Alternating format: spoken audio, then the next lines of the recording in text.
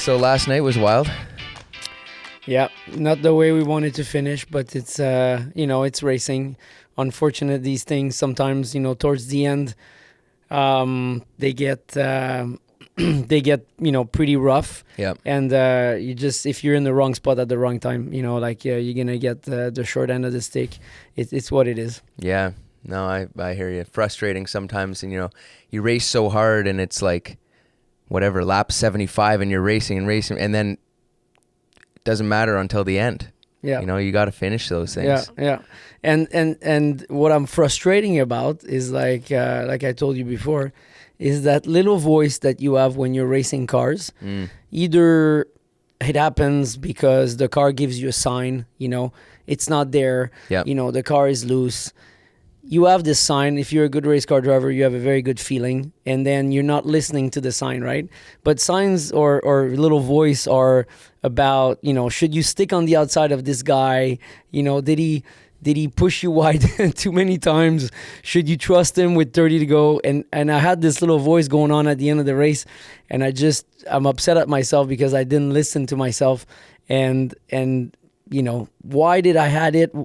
Whatever it is, we can talk about it for hours, but it's, that's why I'm frustrated, because, when I race an IndyCar, like the engineers would trim the car and you have a car that either is good for the pole, and then you're risking it and you're doing everything you can to get speed out of it. But sometimes, you don't have it. There's a mile an hour that it's not in that car. And then you can be stubborn all you want, but you don't have a shot at the pole that day. So you either concentrate on a good race car, full fuel, long race runs. And sometimes, you feel the car and you have like this voice again that comes in and says, man, you should just concentrate on this, right? And then when you don't listen, stuff happens. So, it happens last night. I didn't listen to myself, and then I got in the wrong place at the wrong time, and then we got it. So yeah, no, it's usually, for me, it's usually be more patient is the little voice. Yeah. Most times. Very rarely was it, you should have been more aggressive. Only a few times. I mean, with the car we have, it's not hard for us to be patient because it almost always comes to the end, right? Mm-hmm. We're very good on the long run. We're not that great, like on the short runs. So, it's good. It's easy to be patient with a car like that. But then when we have, 30, 40, 50 laps in a row without a green flag, then we're golden, right? We're happy. So I think being patient with that sort of setup, it's a lot easier. Mm-hmm. I mean, I don't know, like if you're in a car and your car is super fast on restart, maybe it's quite, inviting to be aggressive because you want to make up when the car is good. But for us, it's always on the long run. So it's not tough to be patient, but it's more difficult to try to get yourself in the right spot, and sometimes when you fall back and you're in 8th place, like you could be in the thick of things, right? And you just want to be there at the end. But at the same time, being 8th on the outside might not be the right spot when there's 30 to go. So it's what it is. Yeah, no kidding. But I want to get your whole story and how you started in racing and kind of go through that. Was it your father or grandfather that got you into racing? Well, both. I mean, my father was a mechanic, and so after school I would go to his race shop. So he had a race shop? Yeah, so he had a normal car shop. And he was specialized in European cars. So he was modifying them. In Montreal? Yeah, okay. In Montreal. Vaux, Porsche, Audi. But then he would also do normal mechanics on every car, right? And then, I don't know if you remember the days of the Rotman's Turbo Cup. Sure, I know what you're talking about, right? Yeah. So 2 drivers came and decided to use him and his partner to basically maintain the car and bring them to the track and basically do a race team with their equipment. So they brought the 40-foot trailer, they bought everything, and the cars were maintained also, in that little race department, right? Did he do at-race support or just... Okay, so he ran the whole program. Yeah, so set up, basically everything. And, the 2 drivers, did quite good. I mean, against the Richard Spinard of this world and Scott Goodyears. I mean, they were good drivers, and like they were very strong. My father, he was very good with setup. So when they raced in San Air on the oval, the cars were, like 1 and 3. And some of the guys were wondering what's going on. I mean, these guys are no Scott Goodyear, right? Sure. So, I mean, he got himself known like that. And then there was a journalist from La Presse, a bodybuilder, not bodybuilder, but like a chassis bodywork builder, and my father. They got together and they built the Formula 125 shifter kart that was actually racing in San Air, Tremblant, Shannonville, and some like more tight track of go-karting, right? They built a series. They built a series. Okay. The journalist was in charge of raising the sponsorship for the series, and they had like body kit on top of it. Right? Oh, like okay, yeah, so got it. So they look like a bit like the 250, supercarts, right? That's what they look like. And my father imported Cali kart and TM engines from Europe, and he built the go-karts and he was delivering to the clients. They built that series, and then I ended up going to the paddock and following him. And then he had production car like GT1, GT2 in Montreal around the Circuit Gilles Villeneuve. So I was a spectator, but man, you know how hard it is to be a spectator. I was a young kid jumping into these cars, putting the driver's helmet, sitting there and holding the steering wheel, can't reach the pedals. Yep. And when I was 10 years old, my family put me in a plane and they sent me to Italy to learn to speak Italian, and I spent the 3 months of summer vacation there. Okay. So my grandfather on the side of my mom was an eyeglass maker, a painter. He was an artist. My grandfather on the side of my dad, he had a race shop. He was still racing until he was 96 years old. Both in Italy, though? Yeah, both in Italy. So I started doing 1 week at one house and 1 week at the other house. And towards the end of the summer, you know what happened, right? Yeah. But as I landed in Italy, my grandfather stopped me at the Cali kart that became CRG, in these days. And he bought me this little 60cc go-kart, right? Cool. Put it in the back of the hatchback of the Volkswagen Rabbit in the days. And got me onto some racetracks and drive. And at some point, there was the World Championship happening. So he called my father and he said, look, if I get him a license and you sign off on it, I can register him to do... For the World Championship? Yeah. 8 to 12 years old. But your first year of karting? Yeah, my first time out. And I was testing at some tracks and he timed with other drivers and he said, he's doing quite well. I would like to see him in racing. And so my mom said, no, we're not there. We don't want him to race, so he put it everywhere I could go with the go-kart, and I just ran all summer long, right?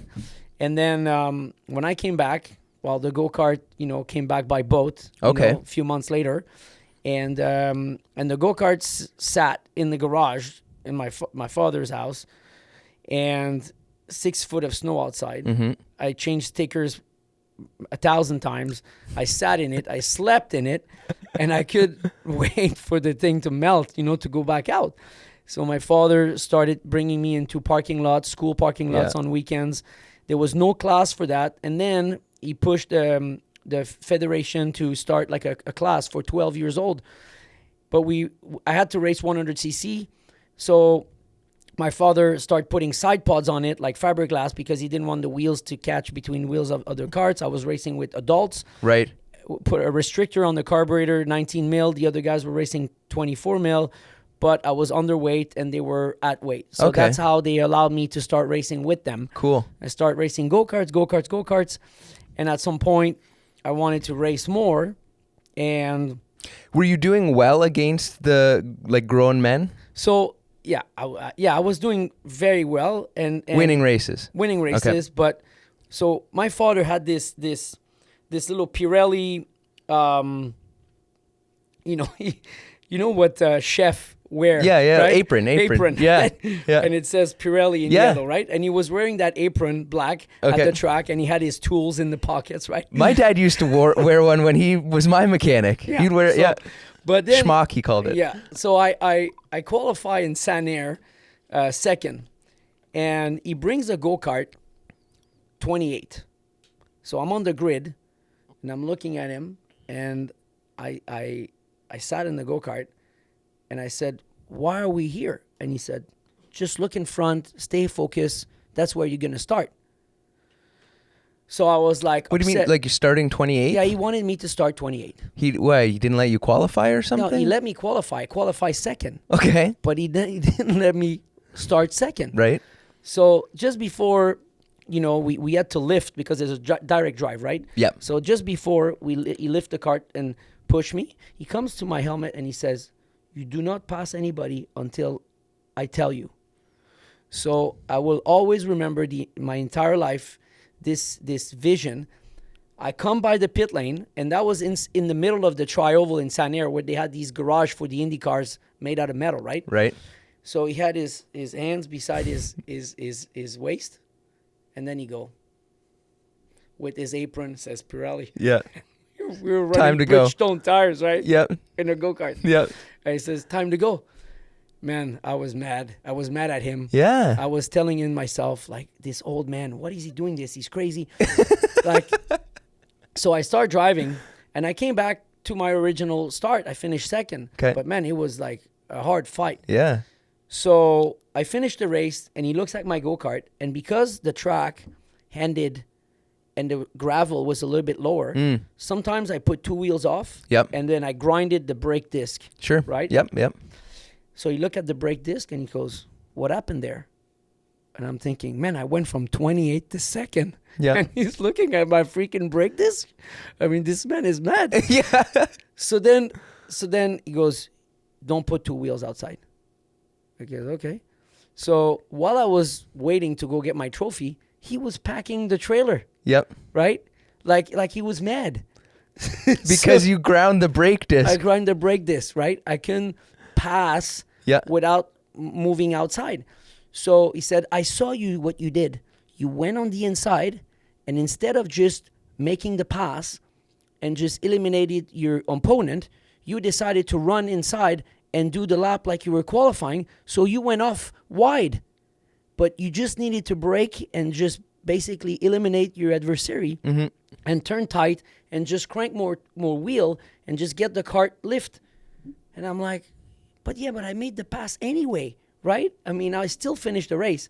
But he wanted to make a point that when I was driving the go-kart, there was a couple of things that I needed to learn how to make a pass and how to crank the wheel more, but I was young and I was small. And I was racing like these big go-karts with like pedals like all adjusted for me. And when you have a lot of caster, it was difficult for my arms to turn tight, right?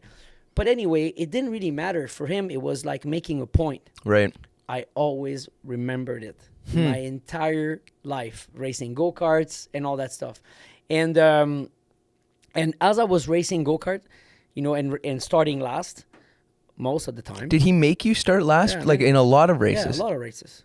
Were you at how old? Like 12, 13, 14? Yeah, 12 years old, 13, 14. And were you upset? Did you ever have arguments or fights about it? I was in the car, passenger, on my way back to the house, looking out the window, and he was there, blah, blah, blah, blah, blah. And I was like trying to argue with him that at some point, it would be good. And he said, yes, at some point it will be good. When you'll master traffic, when you're gonna keep your head cool, when you're gonna pass these people and you're gonna have a clean race and you're not gonna go off, then you're gonna earn, the starting spot. And at some point it happened, right? Wow. And then I qualified on there was a year where he made me do, at 15 years old, he made me do shifter and Formula A. Okay. And so we ordered 3 engines, a couple of carbs, a couple pipes, and it was quite difficult because you needed to tune with the needle, right, as you were racing. Start, sometimes you pinch the hose, because you were running very low, so the engine was getting rich. Yep. And I was young, and I kind of got to that point where I was actually saw myself like quite maturing into how to tune my engine, making sure like when I reached 19,200 RPM that I would not seize it. You know, I would put my hand in front of the air horn to choke a little bit. And I was actually managing all this quite well. And in that season, I went, I think, 10 poles, 9 wins out of 10 races. And I was racing shifter kart at the same time, back to back. So physically, I was like a machine, you know, for my age.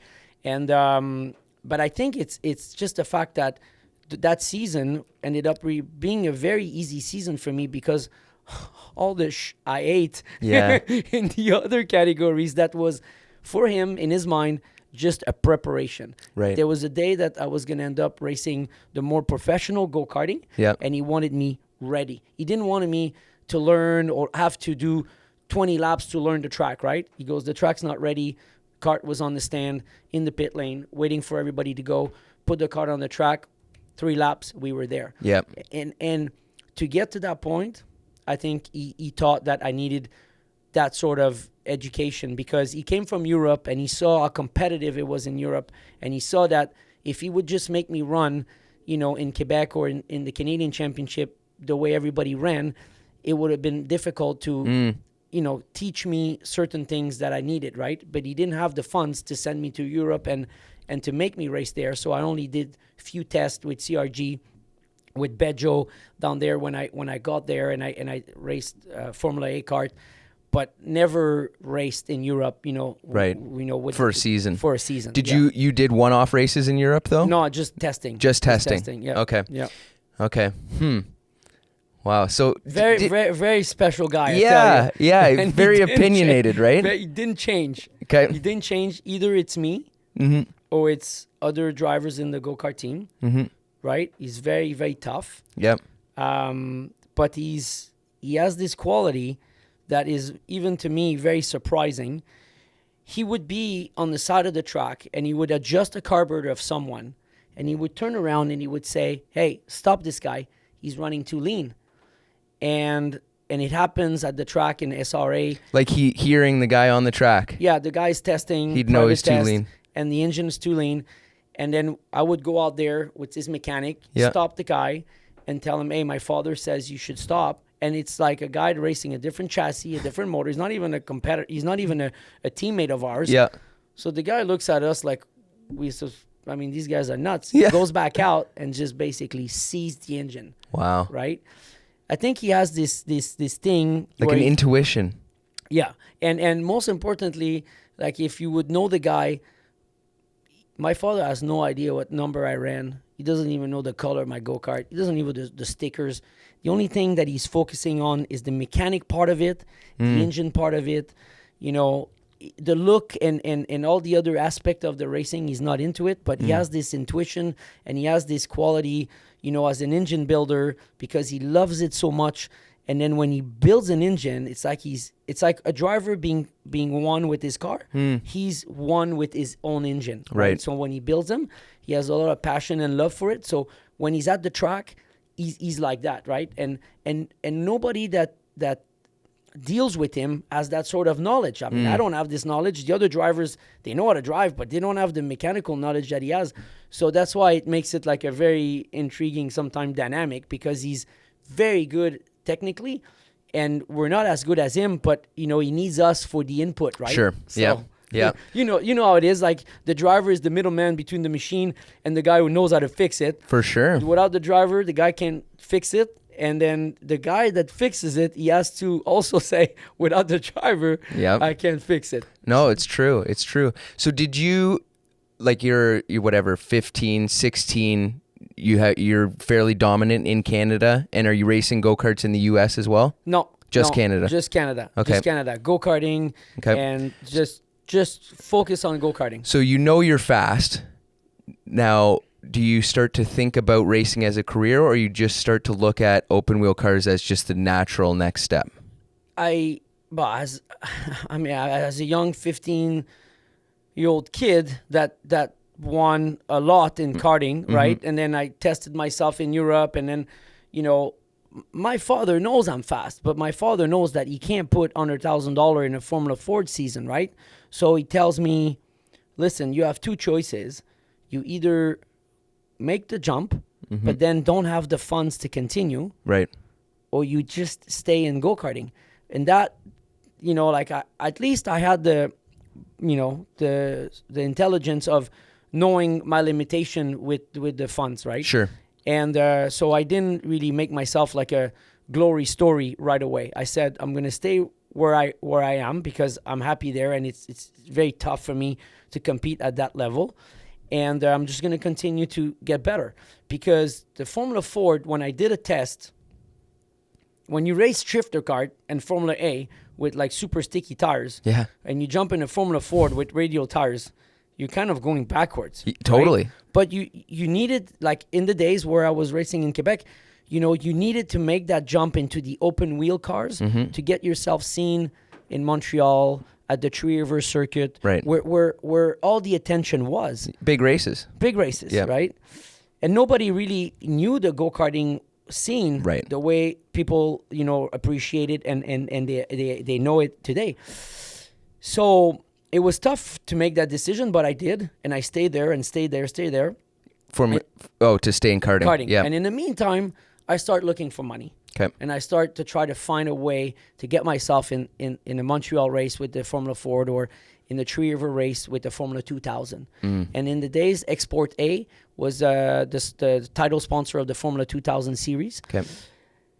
And I said, I'm going to try to go there. So I rented a ride in Three River, and I finished 6th. And you paid for that? Oh, yeah, I paid for that. Like yourself? Well, you I negotiate with your dad? And sponsor. Yeah. Oh, sponsor. I found a sponsor. Okay, yeah. Yeah. Good. So it was 8.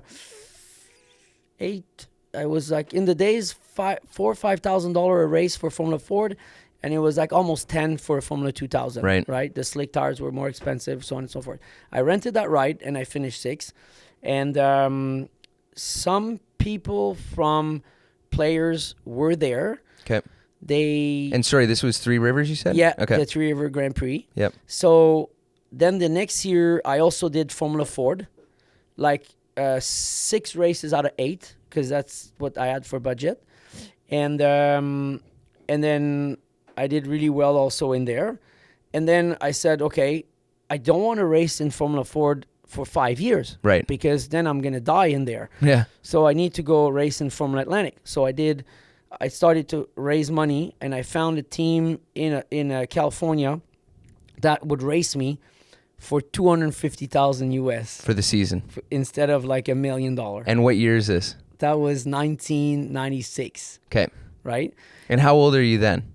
25 years old. Okay.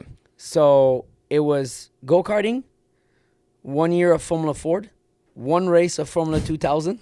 You need to go to Atlantic. You don't have the money to stick around in Formula Ford and 2000 and gain the experience. You want the exposure. Well, I think I could have worked to try to find the under $1,000 to try to race seasons after season in Formula Ford. Yeah. But the way I did it was very difficult, because we borrowed a small trailer. We bought a car with a sponsor. My father was managing that car, was doing the setup in his garage. We were going racing with the Formula Ford the way we were racing in a go-kart. The parts were just more expensive. So it would have been possible, because we were doing it in a way that was okay financially. But the length of the time going into Formula Ford, I was afraid that I would have missed the window. Opportunity. Yeah. So found some money, found the $250,000, went there. Was that because I can appreciate it, going and finding the money for a season, right? Like that's a huge success. Yeah, but when I you needed find... $1 million, but I found $250. Did they say they would run you for 250 though? Yes. Okay, so you found 250. Yes. That must have felt like a huge accomplishment. Yes, that $250,000. Man, I felt like I was Rockefeller. Yeah. I felt like I was a businessman. Yeah, right? exactly. And maybe that was the trigger of liking that side of it as well. Because I tell you this, if you do not like it, you're not going to last. Yep. Because it's very difficult mentally, emotionally as well, because you're not going to have yeses all the time. You're going to have a lot of no's, right? Yep. And that, when you go to bed at night and you watch your ceiling and you try to close your eyes, you have all these images, and it basically brings you down. It gives you a lot of sadness. And but I like it. So I said, maybe I can find more. So as I was racing, I also realized that it was money driven. Why? Yeah. Because my car, my team, was definitely not $1 million budget, right? Right. So we were limited with a ton of things. I had some friends coming from Montreal flying and be crew members, Yep. on the team as well. So we had limitations on making the car as fast as we could. And I don't know if it was a coincidence, but I finished on the podium in Three Rivers. Okay. And my car looked like a Christmas tree. I had like small logos like this, big logos. I had logos everywhere. And so there was a travel agency that sponsored me, but they didn't give me the cash, but they gave me in return some travels for myself, and also like to do benefit dinner to raise money and to give prizes away. Yep. So I started doing benefit dinners. And my mom, she gave me a credit card with a $1,500 limit on it. But sometimes I had to sleep in the car because you go to Laguna Seca, the hotels, like $250 a night. I mean, I was going to bust up the cart. So, brought my sleeping bag. Yep. And then I arrive at the track, take it from the trailer, and then sleep in my car all weekend and race it from Atlantic. And what was funny is that in the press, you could see, like, I looked like I was, a sport athlete, equal to a lot of sport athletes that were playing tennis or soccer, whatever. But I was sleeping in my car in Laguna Seca, right? So the visibility that I was getting into the press in Montreal, in Quebec at the time, was not equal to the series that I was racing in and the way I was as a race car driver, right? Yep. So the year after, I raced for Players in 1997. I think they wanted to do a 2-car team, but that was Atlantic? Yeah. From Atlantic. So how did that? Did they notice you? They saw talent. Then in that team, they knew it was underfunded. They knew the equipment wasn't as good. Correct. Did you have like a really good season or just a couple really good finishes? I had a good season. Okay. Championship-wise, it was okay, but I had like some really good races. Yep. And then, on the oval, I was quite good as well.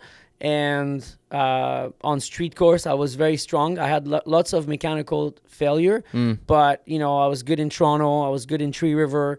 And in those days, we were racing in Vancouver with the Atlantic, in Toronto, in Three Rivers. And we had a couple of street course. And they thought that, I was overall like okay driver, mix good ovals and mix, the road courses. And so they said, okay, we're gonna bring you into the program, and we're gonna give you the race suit, and then you're gonna have like a $50,000 sponsorship deal wearing the player's race suit. And I raced into that car with them, so I was already part of the program, right? Okay. But I needed to raise the 250, right? Because I was a player's driver, but driving a yellow black car with like. Oh, so 50 grand was just the suit. Just the suit. Okay. Yeah. Okay, I got it. But you were in the players program with that. Understood. But if you don't find the budget to complete the shortfall, you're not going to be in the program anyway. Right. Because they're not going to sponsor you more than that. Right. So I put my foot in there. And once I had my foot in there, I saw that they were building a 2-car team for Atlantic. And they said, okay, I mean, with that car, what he did was okay. He could do good in our car. But they bought these our Ralt RT40 that Villeneuve and Bourbonnais raced. Okay. And that's what carried on into the program. And I jumped in it. And first race in Long Beach, I won. Wow. And then I had like, strong season. I was leading in the championship, racing against Lynx Racing. Mid-Ohio, half shaft broke, lost the championship, finished third overall, behind Memo Gidley and Alex Barron from Lynx Racing team. Good drivers. Yeah, good drivers, strong team. Those were the guys we were fighting. And then, I stayed in Formula Atlantic for the players team 97, 98, 99. Did you still have to find sponsorship for all those years? Just the first year. Okay. So then players funded it. Even in the first year of players' days, we had to buy the car. Yep. That they wanted us to run. So we provided the car to be in the team, and we had to provide also another 250. Wow. to complete the budget of the first players' season in Atlantic. But the car was full players. I had no possibility of putting Anyone else on? any logos on the car. Wow. Right? And then from 99, or 97 was with players exactly. 96 was with Bill Flickling in California. So 97, 98, 99 was 3 years that I was fully funded and I didn't bring any sponsors. That must have felt like you made it. The salary was not great. Sure. But did you get paid anything? Yes. Okay. We had a small salary, Okay. all expense paid. Yep. And for my situation and myself, where I came from, Yep. I felt like I was like a Formula One driver. Yeah. You know? You made it. Yeah. Made it, right? Yeah. And you're like late 20s. Yes. So my first year in IndyCar I was 27 years old. Okay. Yeah. Right? So, and then I raced these 3 years, and then Greg signed a deal. Greg Moore. Signed a deal for Penske. Right. So he was in the player's car. And the next year he was going to Penske. And you knew that seat was open. That seat was open. Okay. So. And you're a player's Atlantic driver, so it makes sense. With other drivers that were in Indy Lights as well. Right. Atlantic, Indy Lights, IndyCar. Oh, right. Okay. Yep. So Carpentier started his career in IndyCar in 1996. Okay. I think for the Bettenhausen racing team. And then he joined players and he was teammate. Villeneuve was before Patrick. Mm-hmm. Then Patrick joined Greg as a teammate. They were running a 2-car team. Greg signed for Penske to go 2001. Right. 2000. 2000. Because that was my first year. And in 1999, the players team organized a test in Sebring, Florida, with a couple of drivers. And Steve Chalice was one of the engineers. Alex Timmermans was an engineer. And, you know, they changed the setup. They played tricks on us. So this was essentially like a tryout for the IndyCar seat. The IndyCar seat. Wow. Yeah. So, and I remember that. So they'd throw different setups at you and see how you reacted, what your feedback was. Yep. Cool. Yeah. And very, very sticky tires, maximum downforce, lots of wings. And for me was quite new. Physically also was like a wake up call. Sure. Like the G-forces, the neck. But you know, I remember Steve asking us, you know, what do you think? You think it's a aero issue? You know, do you think you're pushing because you have lack of aero, or it's mechanically? And it was tricky because I knew that they were changing the setup, and I knew that, you know, maybe they took some front wing out. Maybe they did it on purpose to get the car to push in the front with some sway bar or stiffer spring. And you needed to, you know, like basically give them the right feedback because they knew the ultimate setup. Right. And they knew what they did to make it not ultimate. So if you were wrong at your comment, so let's say the COP in the front is 40%. And they knew that at 40% for like all these years is what you need to run front wing wise. Yeah. And they make you run 39%. Yep. And you're pushing. You better tell them that it's aero-based push. Right? Because if you say, oh, it's mechanical, they know the numbers and they know that you can't feel the aero, right? So apparently my test was quite good. And your feedback was good. The feedback probably was good as well. Internally, I don't know, they spoke with each other. Yep. And it was in October that I got the phone call from Neil Maker-Wright. And he said, you know, like, you got the ride. Okay. Man, I swear to God, I cried for hours. I was like, I mean, I almost had heart palpitation. It was nuts because then that's the first time I knew that I was going to end up having a job to race cars. Right. And that was going to be my job because before that, you know, I had 3 jobs. I was working in a grocery store. I was printing. I was working at security at the casino in Montreal.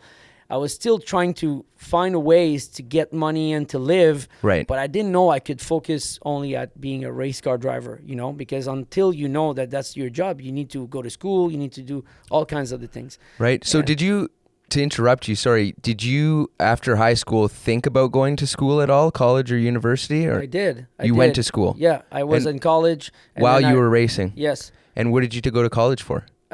Mechanical engineer. Oh, okay. And then I got accepted in a university. Yeah. And that's exactly when I was trying to make a choice where I can't do both. I need to raise money. I need to try to make it. And if I end up going there and focus on my study, for sure I'm going to let something go in the world of racing, right? And I was quite scared of regretting it, you know? So I said to my parents, I said, I can always go back, you know, a year, 2 years later, you know, but I want to try to see if I can make it. And if I can't, then, you know, at least probably over time mentally, I will be okay with it. Right. But I just have to do everything I can. So I raised money. I changed my school to civil engineering, you know, in college. So learning buildings and, you know, all that stuff. Did you graduate civil engineering? Yes. Okay. Yes. Yep. And, but in the meantime, you know, I was going there doing tests on concrete, and all my friends were dressed, you know, with jeans and T-shirt, sweater. And I was coming to school with like my suit, my tie, and they were looking at me and they was, where are you going? I said, well, right after this, I have a meeting. I have to try to go get like, you know, $25,000. Yep. So that was my life.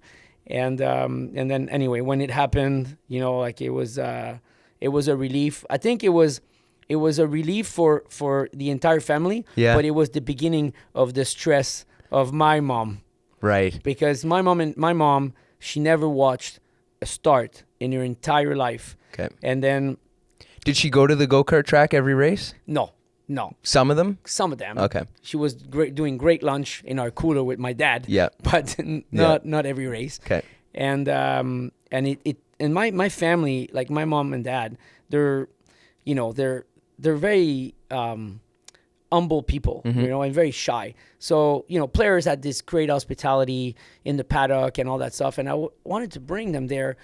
And one day, my grandfather came from Italy to watch me race in Toronto. We went to pick him up at the airport. My family was there. And they were buying hot dogs from the food stand. And I just tell them that they could go into the hospitality. But, you know, they see all these, you know, big shot people, you know, sponsor people, and they felt they didn't fit, and they were very, very shy. So they were very rarely going into these places, right? Sure. So they were almost not part of my career, but it's just because I couldn't force them. Yep. And the only time in my life that I forced them is, so in 2011, so in 2010, I qualified 5th for the Indy 500, and I was Rookie of the Year. And I said to my father, I said, look, there's 3 things you can win at Indy. It's a win, the pole, and Rookie of the Year. And I said, I have a chance to be on the pole. My car is extremely fast this year.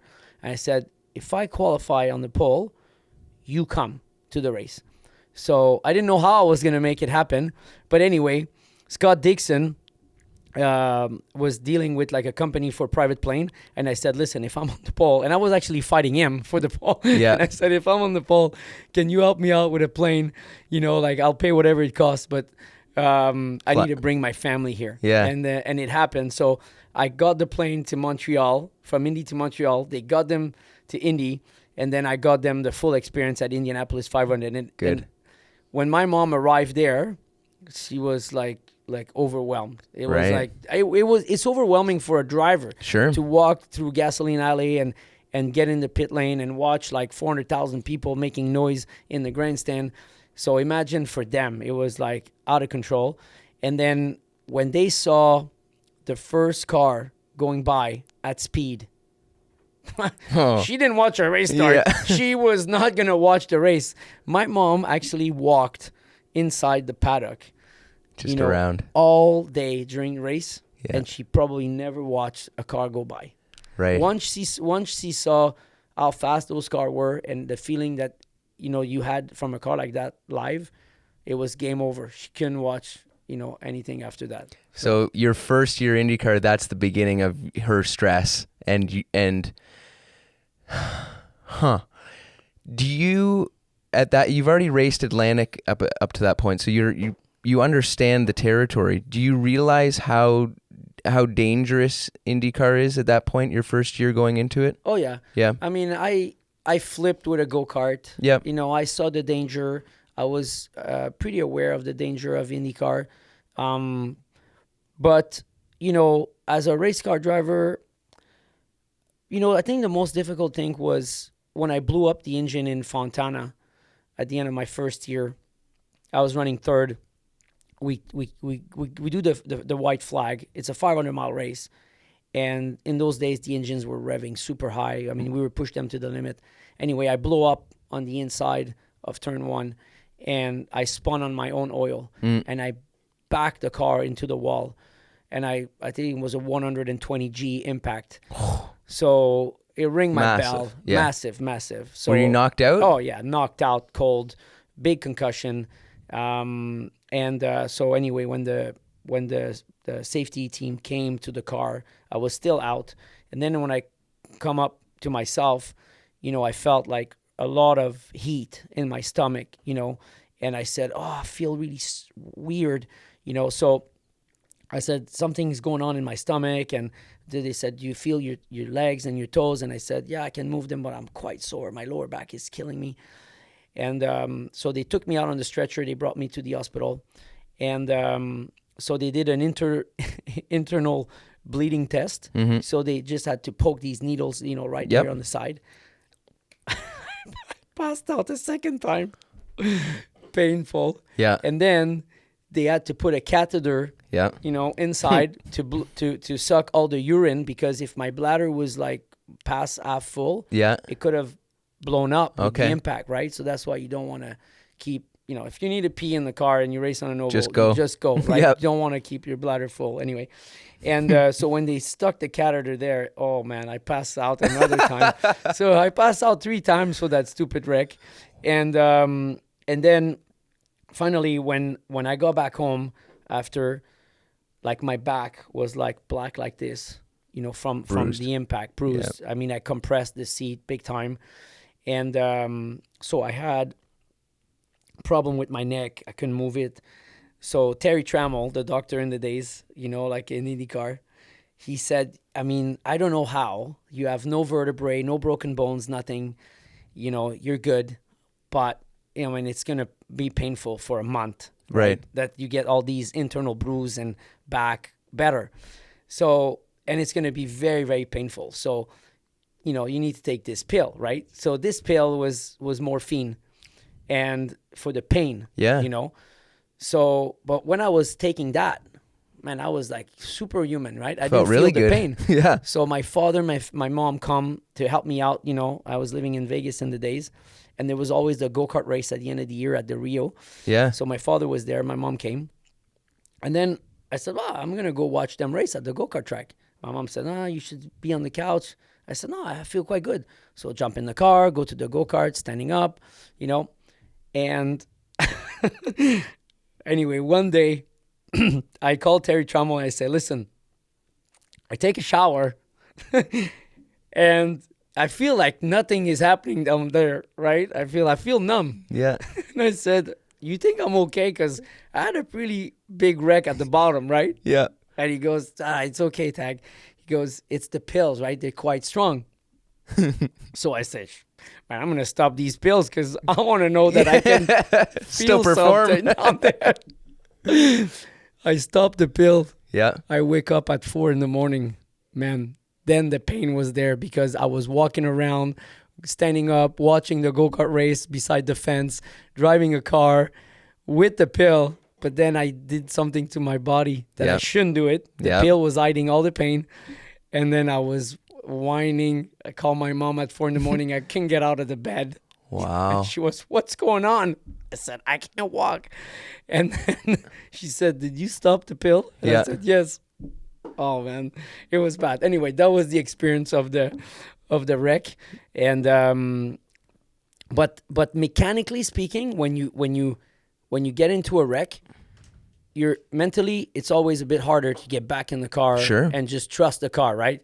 You hear noises, but the engine's okay, you hear vibration, and then, like 10, 20 laps into the run, then you're fine. When you're doing a mistake, driving mistake, right? When the car pushes and you're trying to get too much out of it and bang, you tag the wall, it's always easier to get back in the car and go flat out right away because, when you're out of the car, it's you, right? You felt it. You just went too far and you tagged the wall. it's mechanically, I always felt that when you get a mechanical issue, you lose a wheel or you break something and you get into a wreck from it, it's always, a different things to trust. Right. It takes, a little bit more time. Was it for all the guys you were racing with at that time when Greg Moore passed away, was that a big wake-up call for the sport, or was that just kind of what happens sometimes? I think it was a wake-up call. I think it was a wake-up call for everybody. The team, Pat was like not in good shape mentally. Carpentier. Yeah. Yeah. And I was there. And it was crazy because I'll tell you a story after that. It's nuts. What I'll tell you, you'll see. But when Greg was in the paddock, right, he had a really big contract with Penske. And I remember I was signed by the team, and I was there as a spectator and being the, like a 2000. Oh, so the end of their season, you were watching as a player's driver. Yeah. Okay, got it. I was in Fontana. Yep. And Greg broke his wrist, falling off his scooter. Right. And so he went to get a cast.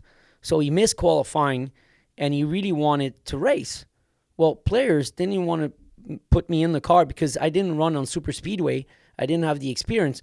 So they called Roberto Moreno to sub him. Okay. And Greg didn't want that, and he wanted to do the race. He wanted to finish the race. With a freshly broken hand. Yeah. Okay. So it was quite, the vibe was weird, right? And I asked myself at the time, I said, why? So I think Greg was 11th in the championship. I don't know, and he had nothing to gain, at that race. And it was just to finish the year with the team.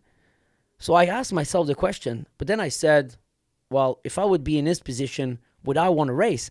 And I said, I want to race all the time. For sure. So I went, and then when we were there and the crash happened, 11 laps into the race, I was like, oh my God, this just happened in front of me? Like what I'm doing here? Like this is wrong. But the thing that was weird for me is that I heard many drivers in the past complaining about the grass inside the track. And comments were made on safety over time. And then when you see the wreck, the car literally flipped and then end up, upside down into the wall because of the grass. Right. So when you're asking if that was a wake-up call, I think it was a wake-up call for all the community of the drivers that said, listen, when we think something is wrong, we better voice our opinions, because it's not like we didn't know that the grass was not going to be a safe situation. And so I think as a driver, sometimes you could get very complacent, and also easy to get complacent because in your mind, you already accepted that you're doing a very dangerous sport, and your passion is in the red zone, right? You love what you're doing, and you say, this is what it is. I live really well with the danger. So when something like this happened, you also think it's part of racing. But yes, it is, but it's also part of the drivers and the old motorsport community to say, what can we do to improve? And I think from that race incident, that accident, you can see a lot of the tracks improve, on the interior, the way the walls are positioned, like more asphalt on the inside, and there was a movement on safety. Right. So yes, I think, like that accident was a wake-up call for the entire motorsport community, for sure. Right. So that happened, and then so now you're in IndyCar the next year, and how do those players' years go? Like you've made it, you're in good equipment. How did those years go? So first race, I lead the race right away in Olmsted, and Jerry Forsythe's on the radio, and I come into the pits for my last pit stop, and Paul Tracy, I think, is on my bumper, and there's a car behind the pace car. And in those days, there was a rule that when you're on the interior of the track coming into the pits, no matter if you're not at the pit speed limiter start, you can't pass the pace car. Right. So even though you're on the interior, you can't move in front of the pace car. Got it. So I called on the radio and I asked, because I was unsure about the regulation, and I got the go from the team, and then you can see my car all of a sudden I accelerate and I just go until the pit in start.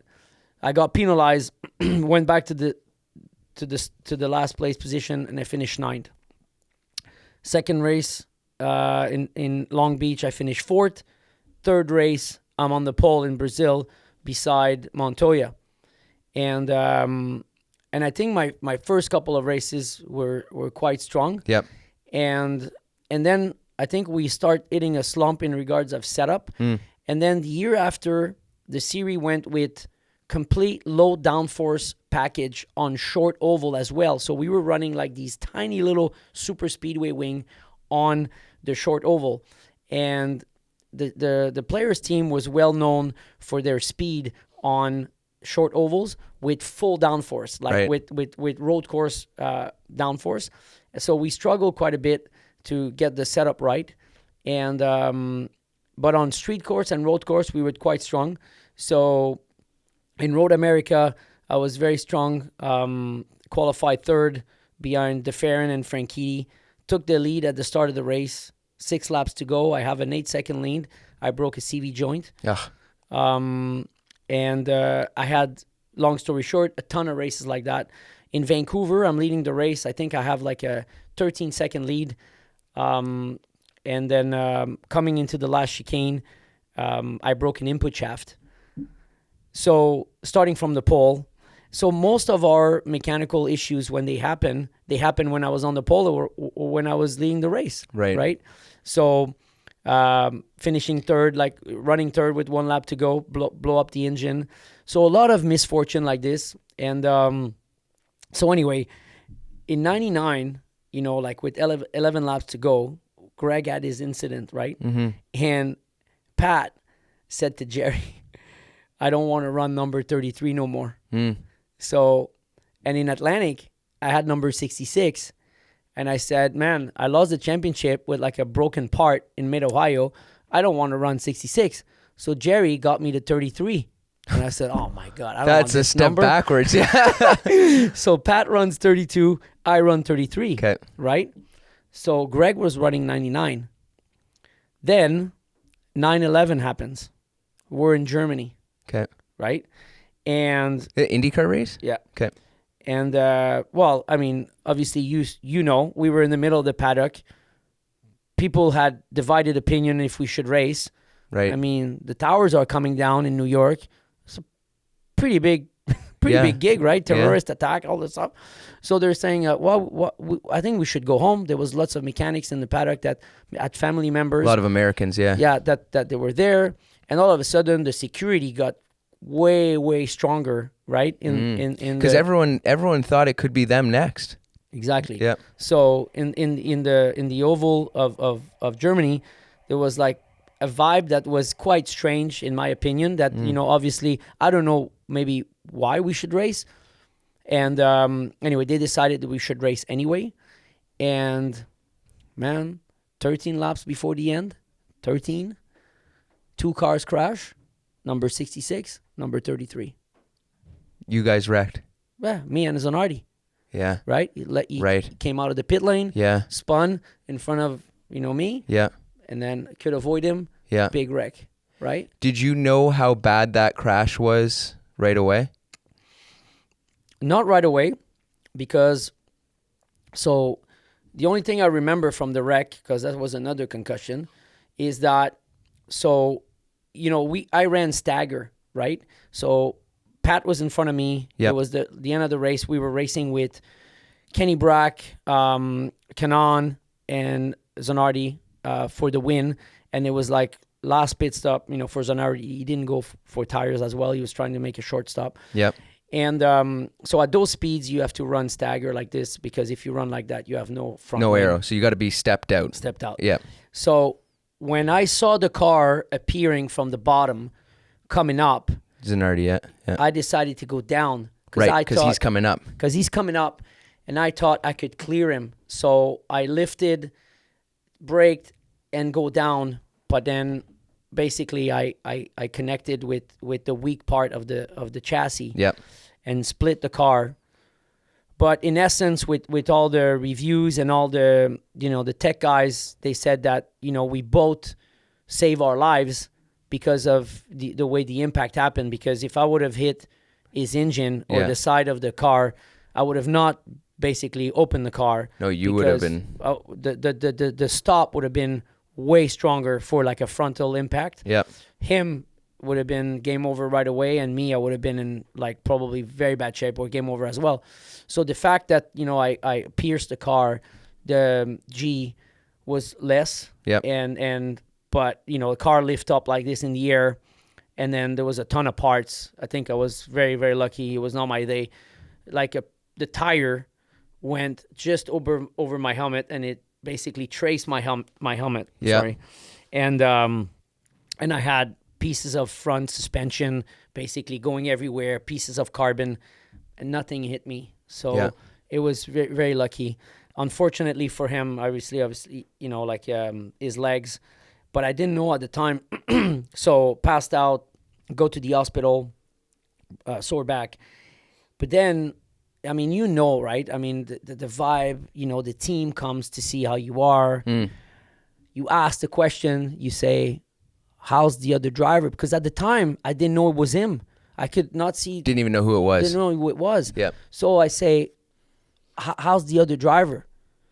And their answer and their body language were not good. Right. So you start wondering, like, what the hell is going on? So you said, I don't want to be part of something bad. Right. So I don't want to be part of something that somebody had died.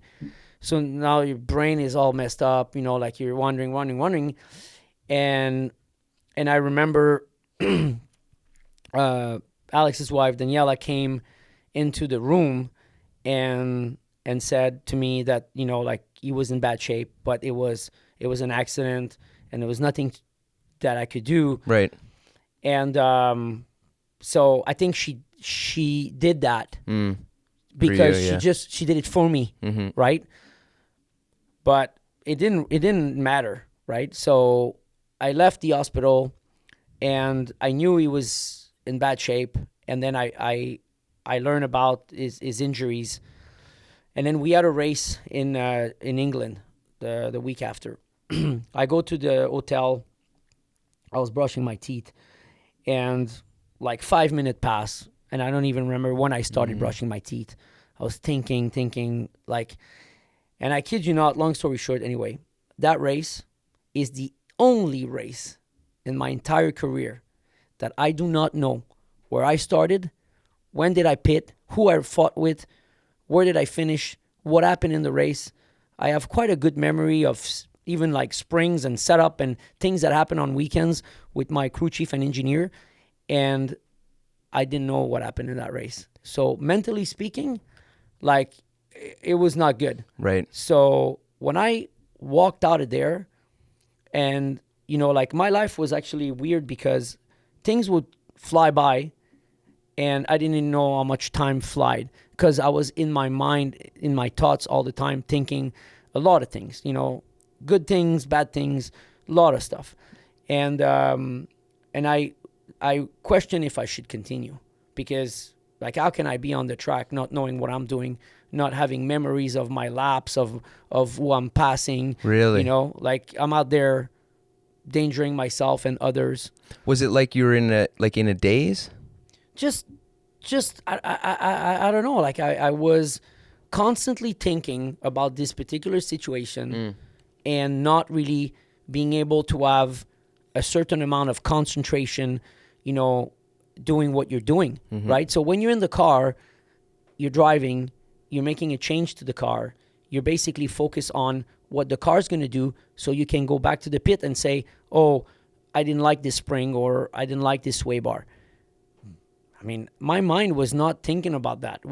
I didn't have the concentration. I didn't have the focus to do what I was doing, because my mind was spinning all the time, and I was trying to do two things at once. I had my mind spinning and I was trying to focus. I don't know if it happens to you, but, sometimes your mind has some, you worry about something. You're in front of homework, or you're trying to do some work, and you're doing something, but, like a half hour go by and you didn't achieve anything, because you kept, like time goes by and you're not productive. Yeah. And that's what was happening in the car, I think. It's like your mind has to, like, it needs that time to process what happened. Yes. And I forced myself, and it was not easy, but at some point I hit something in my mind. It triggered or did a click, and I said, this is my job. I'm going to do it. I knew the risk, when I was there, and I reviewed the tape. Mm-hmm. I don't know, like 1,000,000 times. Right. I don't know how many times. And I played in my mind. I watched data. I looked everything, and it definitely helped, making me feel like, it's a race incident. Yeah. And a lot of people were very helpful. All the other drivers were very helpful, like with their comments. And they said, if you would have not turned left, and if you were not decelerated from 230 miles an hour to 212 miles an hour, it would have been bye-bye to two of you. Yeah. So that helped a lot. But what really made everything kind of like so much better was him. Yeah. He came to Toronto. Okay. And he came into the pit lane. And I remember talking to him in Italian. He said to me, I'm like three quarters of an inch taller now. With his like funny voice and accent, right? And so that little chat and that hug, and him making that comment, I felt like, like so much weight out. Even though I was able to do my job well, there was still something in the back of your mind that's still there. It's not, impeding you doing your job, but it was still there, and then he made it go away. So it was, that reunion was a determined factor, at making me, better mentally, to continue. But all those incidents made me the type of guy that I'm way more in touch with, like something higher than us. And I'll tell you another story. In 2011, right? So I was on the pole, right, with number 77. I was racing for Sam Schmidt. And, our car was quite fast. The engineer were working to try to get that car on the pole. And, in those days, the Dallara car, there was so much things you could do. But you could go crazy with the rear wing, and you could go like negative, right? Right. And you could get aggressive. You can get aggressive, right? And so you can crank the wing, -8. So the drag versus the downforce loss was horrible proportion, right? So if you gain 20 pounds of drag and you just lose 20 pounds of downforce, that's very good, change. Right. But if you lose 200 pounds of downforce for 6 pounds of drags, that's not a good change, right? Yeah. But at some point, there was nothing you could do. So you could see the guys getting very aggressive with the wing, and they needed to compensate the rear ride height of the car. So the car was bottoming quite heavily on your warm-up lap with the cold tires. And then you needed to get your tools right, your weight jacker. You need to watch the windsock. If you had like headwind, you're going to be, on the nose. And if you had the tail wing going into one, it was going to push to the wall. And you needed to get it right because on lap 1, it was the highest speed. And then it was coming down with the Tire. age of the tire, Yeah. and with the car being light, low downforce, you're gonna wear the tire quite a bit, and when we did it right by 0.1 of a mile an hour, it was like very close between Dixon and myself, and I had this appreciation of everything that you need to do in the world of racing to get this right. Yep. Guys get the car out, they put it in the garage, weather's not good, check everything, all these fine details.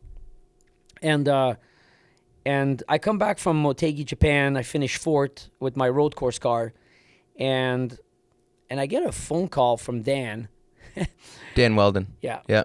And he said, and I was teammate with him Right. at Indy, right? So we were on the pole, and he won the race. I was very happy for him. And then IndyCar was trying to get, these NASCAR drivers or Formula One driver to do the last race, like the GoDaddy Challenge.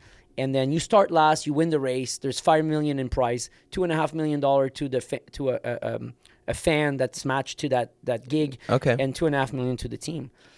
So, but then Raikkonen was mentioned, Kyle Busch was mentioned, but no big team wanted to do it. Right. And Penske and Ganassi were fighting for the championship. Will Power and Dario Franchitti were fighting for the championship at that last race. So they were focusing on that. They were not focusing on renting a ride to another driver. So the series decided to go with the Indy 500 champion and get him that gig. And I think Dan had a deal with Andretti the year after to run the GoDaddy car. And I think it was the GoDaddy Challenge because of it. Anyway, long story short, we go to Vegas, and Dan called me before that, and he said, "Look, no offense, I'm gonna jump in your car, like blah blah blah." And I said, "Really?" And that was for the Kentucky race, the race prior to Vegas. And I said, "Bob, nobody told me anything." Like that, you were out of the seat. Yeah. Okay. So basically, I called the team manager, and he said, "Yes, this is what's going to happen, but the team is going to try to get your road course car ready for Vegas, so you can finish the season." But I think at the time I was sixth in the championship, fighting. I think Ilio was fifth or sixth, and I was seventh. There was still good points to grab. So anyway, didn't really like the way the whole thing happened, and so Brian Urta wanted to run him, but the team said, the owner said, we're going to run him.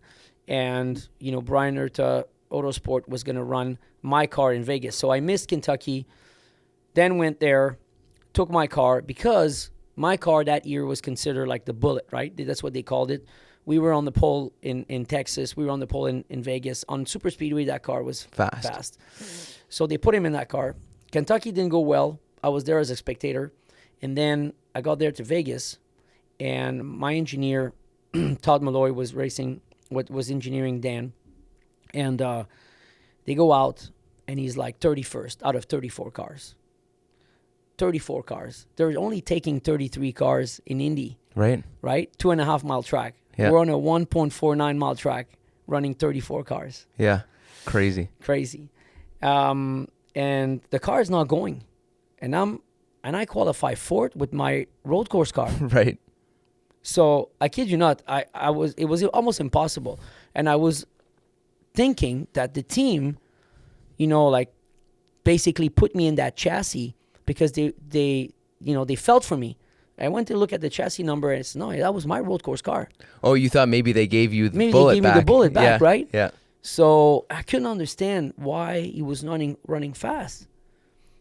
So anyway, I even had a chat with Todd over the weekend, and he said, we don't know. I mean, we have no idea why we can't make lap time, with that car. So anyway, but I always will remember Tony coming out of the car, Ilyu come out of the car, and said in practice, this is nuts. Too fast. We're running super fast, but we're running 3 wide.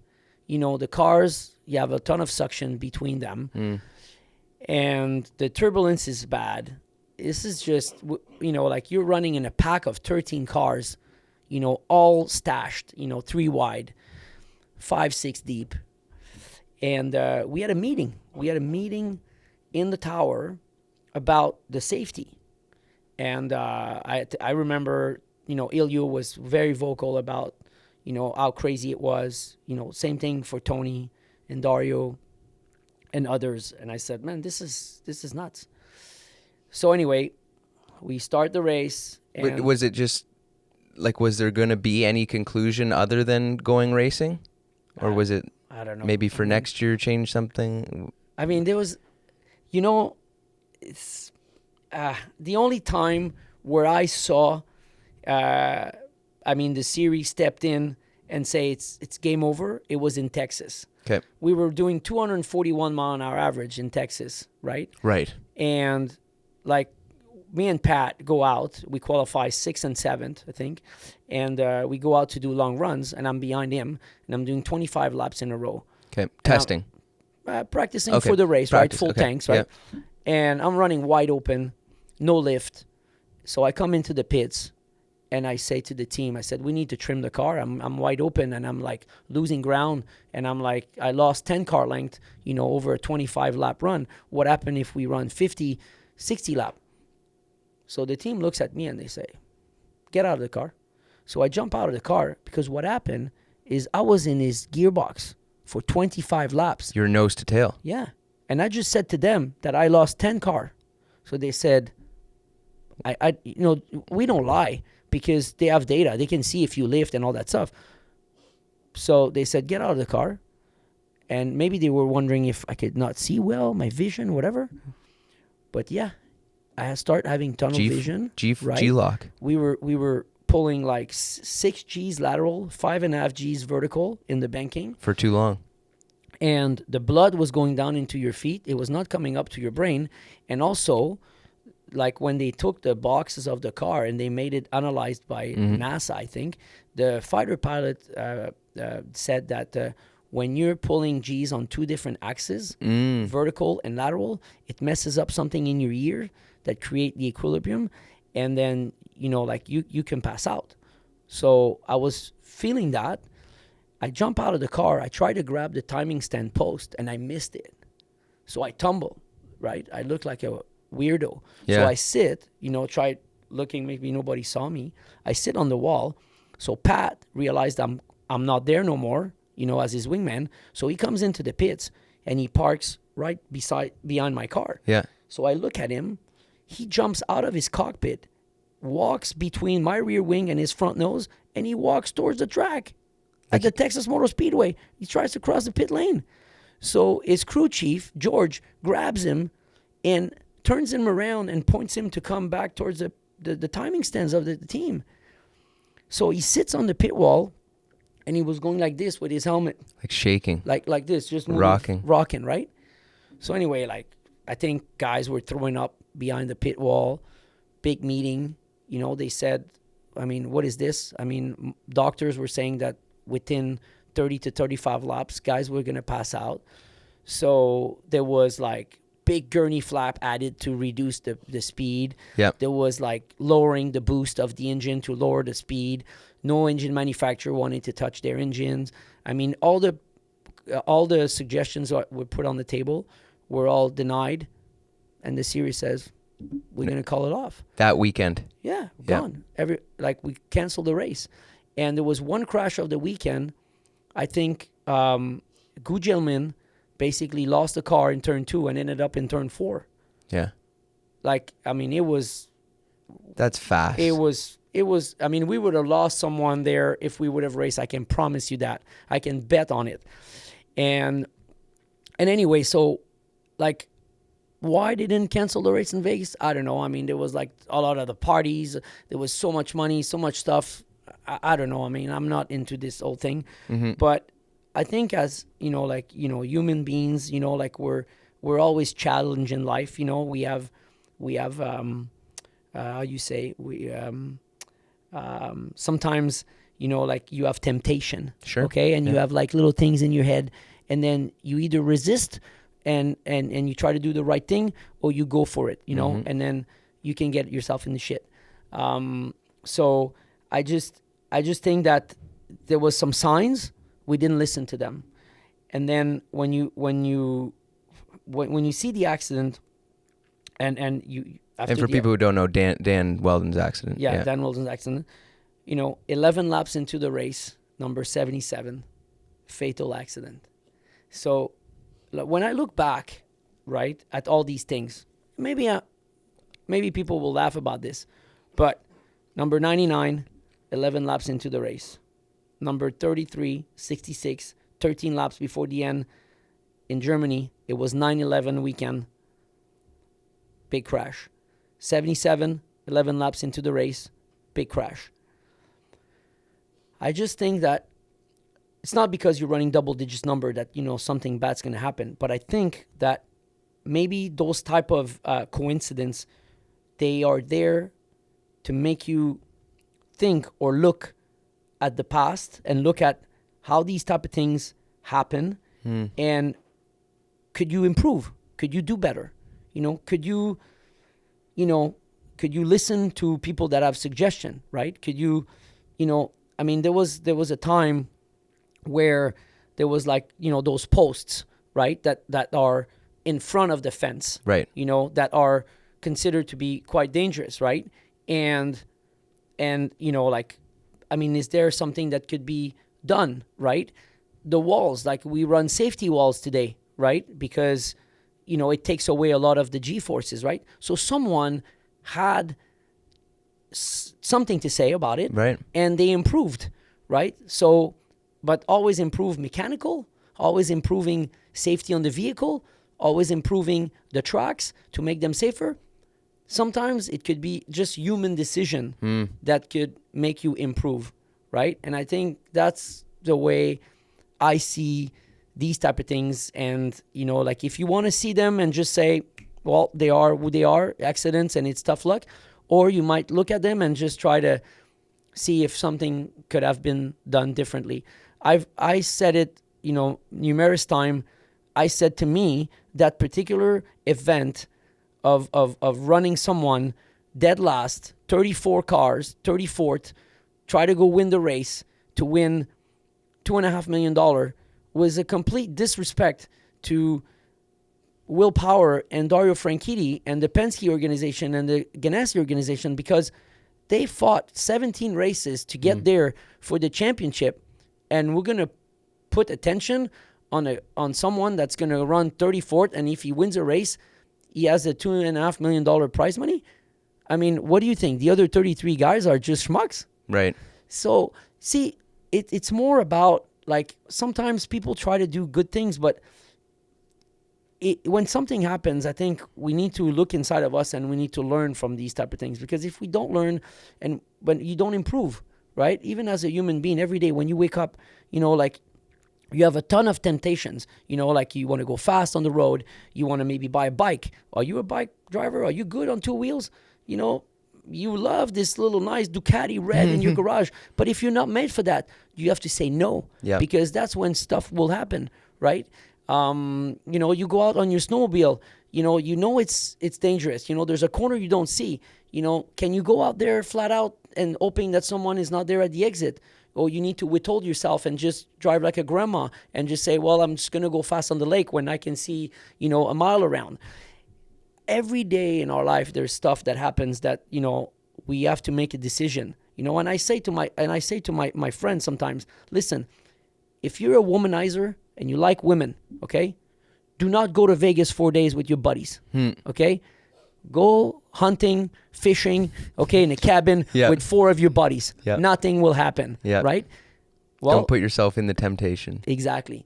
So I think that's where I feel that humans have sometimes signs, and then we either go right or left.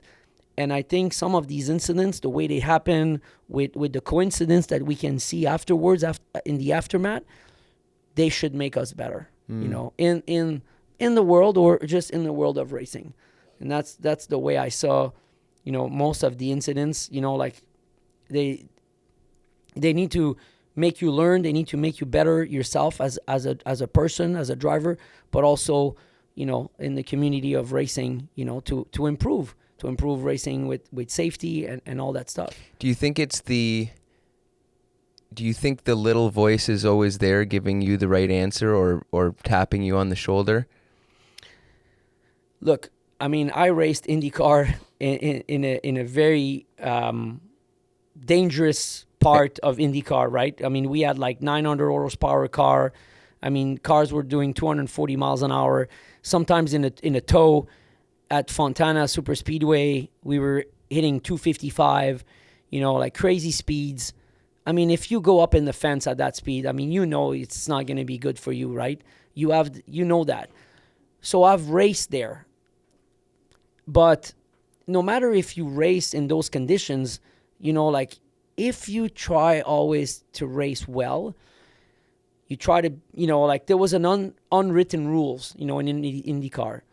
Don't chop people off, right? Because you're going to take away their wing and they're going to go off. Try to keep your lane, and a guy like Michael Andretti I raced with, he was in Montreal for the Formula One race not long ago, and I texted him and I wanted to see him, just to say hello, because is one thing that I remember from him is that he was such a respectful driver. When you were racing him on the oval, if he was inside, he would not come up in your face. And if he was wide, he would stay wide, and so there's drivers that drive like that and other drivers that will basically, just chop you and do all kinds of crazy things. But at the end of the day, you're making a decision, as a driver, when are you racing? How you're racing? There was a time where I was searching for that win at Indy 500, right? I said, I'm pretty quick there. I drive well. I have a good feel for the car. When the wind changes, I'm pretty good with my tools, and I always try to get it good. But there was some times when I also had, I raced for AJ Foyt a year, and, the car was okay, but it was not great. And I just tried to get too much out of it in qualifying. And the car was just on the edge in the rear, and it just went, and I lost it, right? And lucky I didn't hit the pit wall. And then when I look at that and I said, again, I knew. It's not like I didn't know. I mean, the car was really edgy. Yep. And I could have taken, 15th spot, but I wanted to be in the top 11. Sure. What a moron, right? Because it's just risking. Sometimes you'll look like a hero. Yep. Right? And it happened in 2012 when we went from Lotus engine with Brian Rhoda Autosport to Honda. I would remember that qualifying too. I mean, we were the first Honda, and there was all the Chevys in front of us. And we were just running the Honda. We started running the Honda in that month.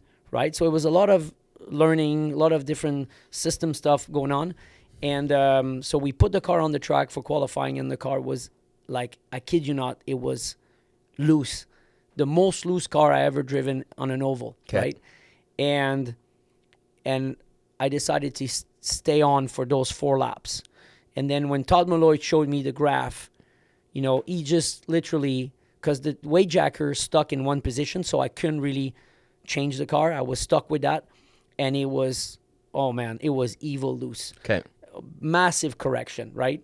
Finished the 4 laps, and we're in the top 9, but we ended up in the fast shootout. We ended up 11th. We missed it by 2 positions. Yeah. Fastest Honda. So I said to Todd, let's go back out. I think, what a moron. Lucky Brian Erda stopped us and said, look, we have one car. This is a good car. You're in the Indy 500. You qualify 11th. Yeah. I mean, we already overachieved. So that's it. The car doesn't go out. Yeah.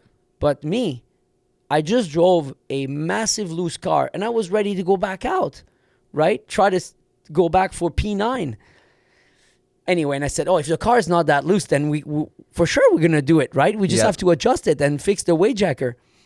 But this is sometimes the way you think. Even though you think you're always going to do things right, sometimes you need, people that have a different approach to really, like make you do better decision, So, Yeah. I mean, and as a race car driver, it pays so much to be confident and to just, have that single focus, right? So often it pays to be, to know that you're the fastest guy there and know that you're the best driver there. It pays off a lot of the time. I mean, we talked about that, the year that you were on the pole at Mosport, right? Mm-hmm. And then with the new tires that were running that are a bit more grippy, lap time went down. And I remember we got out of the car in the pit lane and we were talking with Ranger, and like turn 4 is just, I mean, it's like, like how much guts do you have, to try to get like a tenth out of it, these days, right? And but again, like it's not like I don't think you're taking an uncalculated risk, because the car is fast all the lap. It gives you very good sign. You're right there.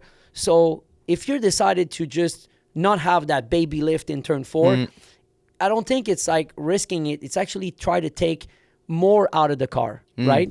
But what I was saying before is like, when the car is basically evil in turn 4, right, once, twice, and then you say, oh, I want to qualify in the top 3, so let's go flat out. That's when things happen, right? For sure. So I know like the confidence needs to be there when you drive, but you also have to have smart. that confidence, or for wisdom. the right thing. Yeah. Wisdom. Wisdom. Yeah, is the that's word. the word, I think. Yeah. So I had Paul Tracy on the podcast a few weeks ago, and he had some great entertaining stories. You guys. He almost killed me. Yeah. Did he say that? No, he didn't say that. Oh, I'll tell you. Tell me the story. So we were big in Halloween in Vegas, right? Okay. So you guys had Halloween parties? Yes, all the time. So Anik, Pat's wife, would basically cook. So you guys all lived around each other in Vegas? Yeah, very close. Like I could see Paul's house, I could see Pat's house. Okay. So we were on the same street in some years. It's dangerous. Yeah. So basically, Anik would cook, then Bronte would cook, and then they would come to my house. We would go to their house. So that year is the year that me and Paul had the fight in San Jose, right? Right. In the pit lane. Everyone knows the fight. Yeah. Yep. So you broke my car. Yep. And I was hoping Paul to say, I'm sorry, man, I made a mistake. And he didn't. So I was like super angry. But anyway, Paul was like a teddy bear, in my opinion, like he portrayed like this attitude of bad boy, the chrome horn and all that. But outside of the car, I think he was very genuine, really nice guy, very generous, really, calm, cool, collected, and, really nice person, right? On the circuit, in the paddock, total different, attitude. But anyway, that year, he comes to the house and he brings his Yamaha Rhino, all souped up, like jacked up with suspension and all that. So like a big golf cart, four-wheeler, whatever, yeah, exactly. Like those side-by-side cars. Side-by-side, yeah. Like yeah. It's the first year that the side-by-side were coming out, right? Okay. And he had a Yamaha Rhino, and Paul souped up everything he got, so like he had to souped up that thing, like jacked up suspension, the whole thing. And so he comes up, he knocked at the door, but then one of his buddy was dressed with a player suit, and another buddy was dressed as with his cool suit from Team Green, and they were like faking they were fighting in the parking lot. Right? To recreate the fight. Yeah, okay. but he was dressed Nacho Libre, like the wrestler. Yeah, did he wear his wrestling the mask, the whole thing. The Captain Quebec mask? Yeah. And the bodysuit. Okay. It was bad. But worse, Carpentier is dressed as Beetlejuice, and he looks like the guy in the movie. Yep. I'm dressed like Bozo the Clown with like some crazy eyes, and anyway. And Duhamel, like the superbike rider, he's dressed as a pimp. Okay. I think. And so Paul says, I'll give you a ride. So Miguel jumps into the right front seat. Paul drives. Me and Carpentier on the back. This is what time in the night? Late in the night? 8 o'clock. Oh, before the party even started. The girls are still barbecuing in the backyard, right? So we jump in. They didn't even know we left. So he wants to give us a ride. Me and Pat jumps in the back. But the kids' seatbelt, they don't reach over our shoulders. So we just, use the lap belt. So we go out, Paul's like, playing around with this thing, and the suspension breaks. Left front suspension breaks. Right front. I was on the right. Anyway, big concussion. The thing basically flips on its side. Okay. I hit my head. Smack your head. 17 staples in the head, right? Oh my goodness. I was, pissing blood. You're out cold. Oh, out. But Paul was not going fast, so he didn't belt himself. The thing is on his side like this. He fell. Yeah. He fell on Miguel. Yep. Right? Yep. Injured himself. Yep. Okay? But Carpentier is stuck, and he sees me, blood coming out. Jeez. So he's panicking, right? Yeah. So he runs as Beetlejuice. Oh my goodness. Yeah, but we are the 20th of October, I think. Yeah. Okay? It's no Halloween. It's not even Halloween. So he runs, through the golf course, everywhere, knock at doors. Nobody opens the door. Yeah. Try to call an ambulance, right? Finally, ends up finding our place, goes back out and says, call 911, send them there. So the ambulance come. I'm out cold. How long are you out cold for? 6 minutes. Yeah, That's scary. They were panicking. Yeah. Right? So anyway, they got me into the ambulance. They bring me to the hospital, and Paul was hurt, and anyway, Pat told me that he kept his hand underneath my head because I was on the wood board, and I was basically whining that my head was hurting. And so we got to the hospital. They fixed me, put the staple like Frankenstein, and go back home. And apparently at 3 a.m, I was vacuuming the garage, the epoxy floor, with a carpet vacuum. My wife was like, what is he doing? The next day, I was like a vegetable in the living room. Paul comes by to see me. Yeah. He thought he killed me. And so and he said to Bronte, call me, let me know how he's going to recover. So I was recovering slowly. And I called Pat and I said, man, I think my career is over. And he goes, why? Because I don't know, like I drive my truck and when I get to the runabout, I don't know where they are. I have hard time to see the depth perception. And Pat says, no, you're fine. I mean, I had some of those, big concussion. It'll come back. Holy cow. So were you scared? Oh, yeah, for sure. Yeah. Like, I mean, I called my family and I said, look, I don't think I'm getting better. It took a good week. Yeah. And finally I got better, and then they went away. But was that during the season? No, after the season. Okay. And basically 8 o'clock, party was over. Oh yeah. We had food for weeks in Tupperwares, right? The girls were freaking out, and that was a bad one. That was a bad one, and it happened after our little altercation. Yeah. So, but anyway, but you guys were still friends after that. Anyway. Was there, and like IndyCar is always, has the best doctors and the best procedure and everything, but was there any concussion procedure really? Like, was it really talked about that much at the time? Well, when we start the impact test procedure, obviously, when they were creating this impact test database, if you had a crash, you had to go do another impact test, and then they will evaluate you and they will compare the data. Yeah. When you had your first impact test.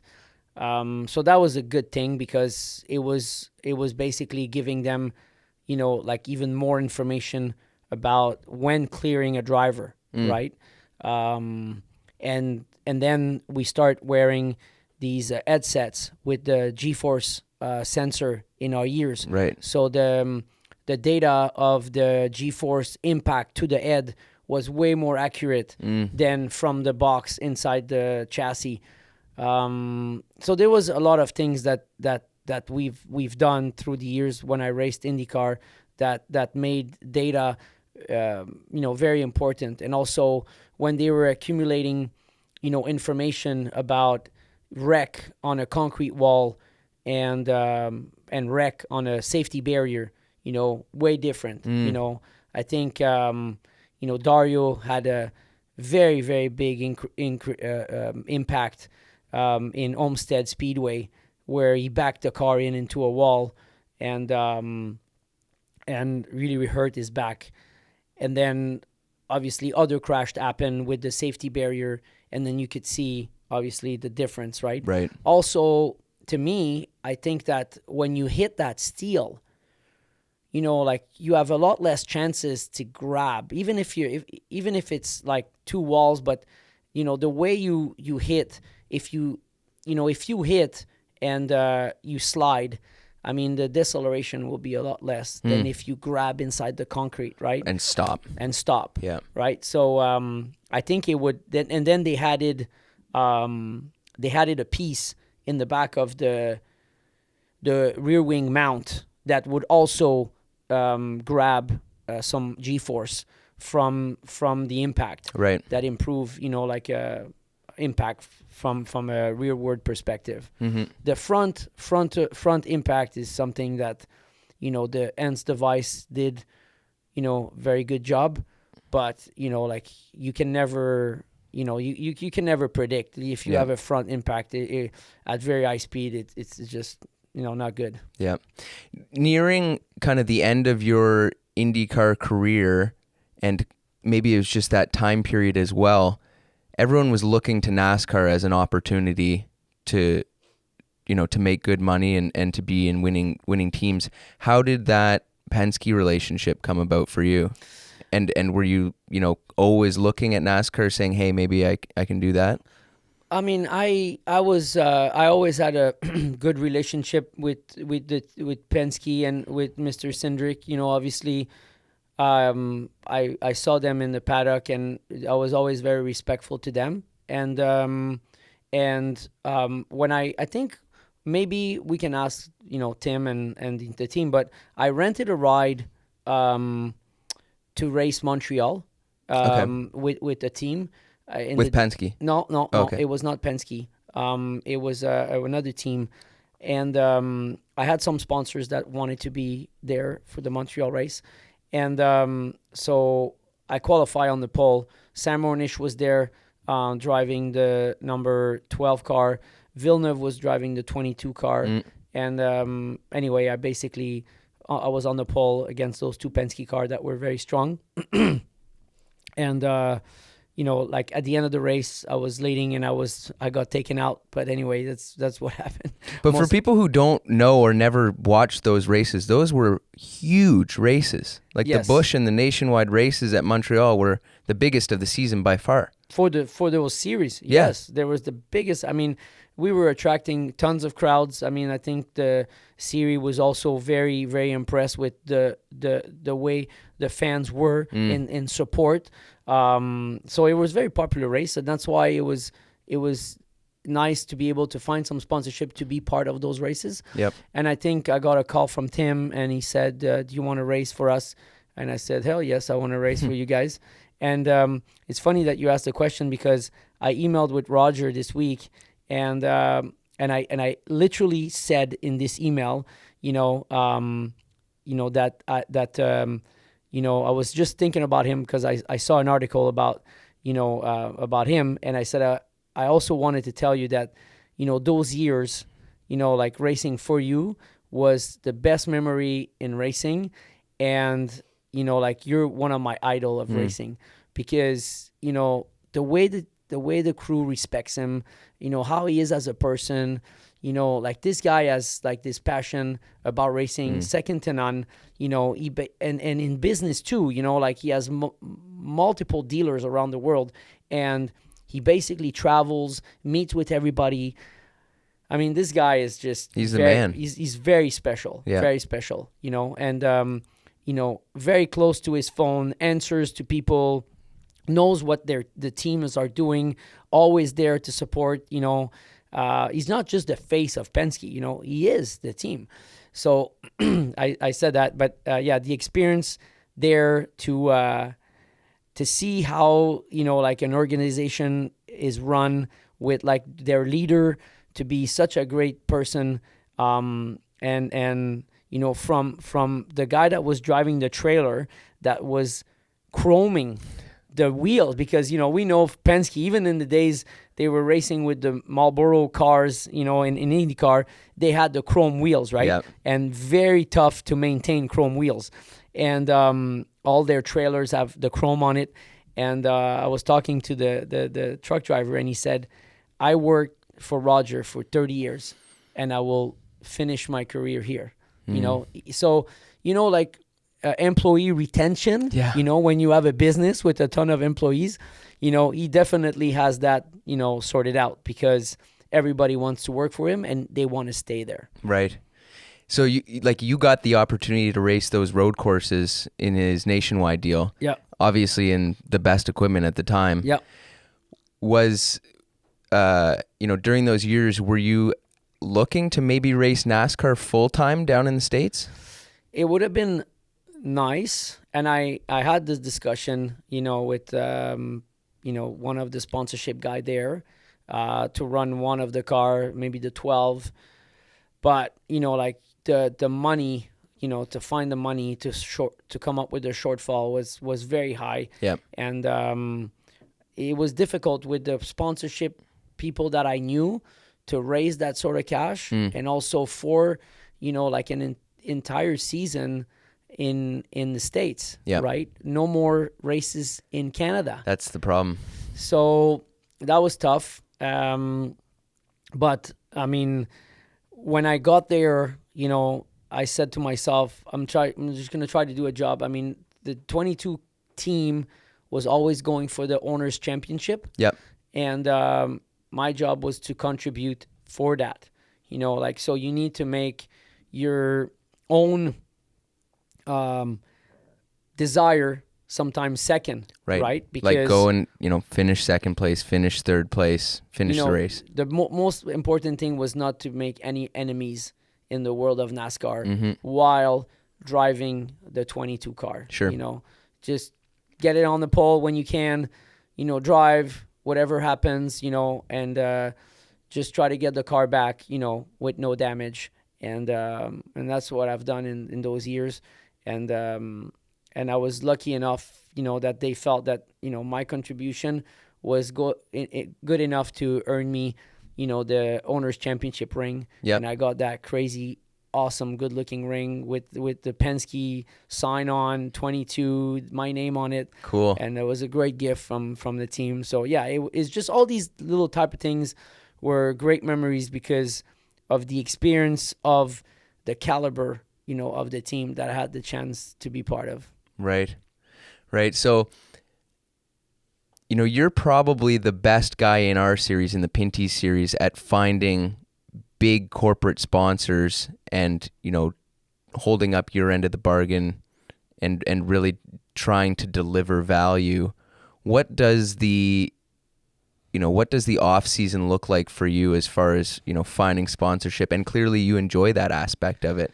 You have to be the best guy in our series at doing that. Well, I don't know if I'm the best guy, but I when I decided to join NASCAR is because, I made a lot of phone calls directly to the people, and I wanted to be sponsored by EpiPen, right? Okay. I have very severe food allergy. I had some crazy reaction. I was intubated in a parking lot of a restaurant. I almost died. I was in a coma for 36 hours. So some of my reactions were very bad. So traveling, being in that environment, I had all the experience of what it is to be a person with allergy and try to live your life at the fullest without living in a bubble, right? Because you're scared. So I had the chance to bring them in. They were interested to be focused on Canadian sponsorship. And I made a move and I said, I'm going to go NASCAR Canada, and I'm going to focus my attention on to try to raise enough money so I can enjoy racing.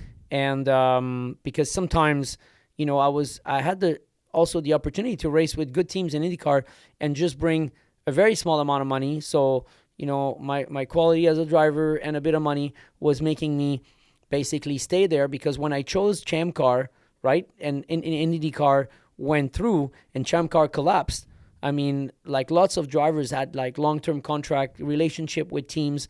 Maybe one of my mistakes in my career was going for the Champcar instead of following IRL and following the engine manufacturers and following these teams that were going to make the jump there. But anyway, I decided to make the jump that time and say I'm going to find the sponsorship in the series where I'm the best at in Canada. Sorry. And I think, my off season like always looked like trying to find sponsorship to myself, but I'm also try to improve, like our sport, right? And I think there's some changes happening in our series that's good, very positive, but I think it could be better, and I'm not going to be happy, and it's not going to be for me, because at the age I am, someone else is going to benefit this when we're going to be all said and done. So I want this series to be run and operate, from a TV standpoint, from a sponsorship standpoint, from a racing operation standpoint, where we could be. Until we get there, I'll be an unhappy boy. Yep. Just because I think the potential is there, but we're running it here. And this makes me very unhappy, because at the end of the day, to make it very successful, I need to be able to find sponsor without me in the car. Right. The day that I'm going to be able to do that, I'm going to be very, very successful. I don't think I'm very successful now because I sell myself. And I sell myself, I over-deliver. I'm in a position financially that I can sell sponsor for under what they should pay, but I give them a ton. Yep. Okay, but that's not fair, because if you're a young driver and you come into our series, you need to raise this much money, because you also need to earn a living. Yep. Right? So you can't just be raising this much just to burn it. Right. Because then you're back to square zero. You're doing it for fun. You're doing it for fun. Yep. So that's the one thing. So I want to be involved in different committee. Either it's like sponsorship committee, if it's driver committee, either it's like technical committee, because, like it's all interlocking, and if we want to improve and give the chance to people to find sponsors to other people, because it can't always be the responsibility of the driver to find a sponsor. It could be the team. So if you have like $300,000 and you have a small shortfall, you say, listen, you bring me this much and you race. Yeah. And the guy says, oh, fine. I don't have to raise 400,000. I don't have to raise 350,000. I don't have to raise 500,000, to make money and to earn a living. But you need to basically get the chance of the team to do that. And by being inside the environment of raising money, I also hear what sponsors are looking for, what they want, and it's not always about 250 laps around the racetrack. Right. There's more to it. So even from a TV standpoint, these days you have social media, right? Yep. So why can we not use social media of all the platforms that exist throughout all the series and basically get them to be interested into watching our show? But our show can't be only laps around the track.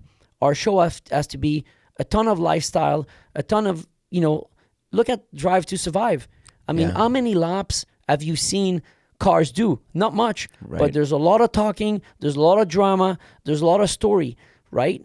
It makes people want to watch Formula One, but they didn't sell Formula One by making them watch 70 laps, 2 hours of a Grand Prix. Right. When you watch the Sky Sport broadcast now, and we're talking about Formula One, the ultimate series in the world. Look how much work they're putting in to their pre-race show, their after-race show, right? So I think we can't just sit on the fact that we're just going to throw in some races on TV and do a bit of promotion and we'll be good. I mean, I'm honest enough and I say it's not good enough. Yep. I want more. Maybe I'm too demanding, but at the end of the day, like I said, someone else is going to benefit out of this, not me. I'll be retired. So every comment that I make is an unbiased comment because social media is very, very big. We can all use it, and we can push people to watch our race. But some of the content has to be different than just laps around the car. Yeah, it has to be. You know, the most compelling things for people are people and characters and narrative. Those, you know, story is what people gravitate towards, and that's what Drive to Survive did so well. Look at the Olympics, okay? If you put like 5 races in a row of a downhill descent, you might watch 1, 2. After the 7th downhill rider, I mean, you're bored. Yep. But while you're watching it, it's all about the feature story, about the family members, about him, about the accident that he had. You want to see that feature story because you want to see how did he train to get back on his ski. And for all the other sports, same thing with the 100-meter race. I mean, can you imagine sitting in front of the TV for 2 hours and watching 72 100-meter race? Yeah, that's no, a you want to very watch. good point. You want to watch the story of Usain Bolt. Yep. You want to watch him with his family, how he trains. This is what you're watching. So, but then you watch a little bit the 100-meter race about him, and I think those type of examples are out there. Yep. And we need to know that, learn that, and say, how can we do better? If hockey tries to improve their content, and it's the national sport of the country, if Formula One is doing all kinds of things to make it better, and it's Formula One, we are NASCAR Canada.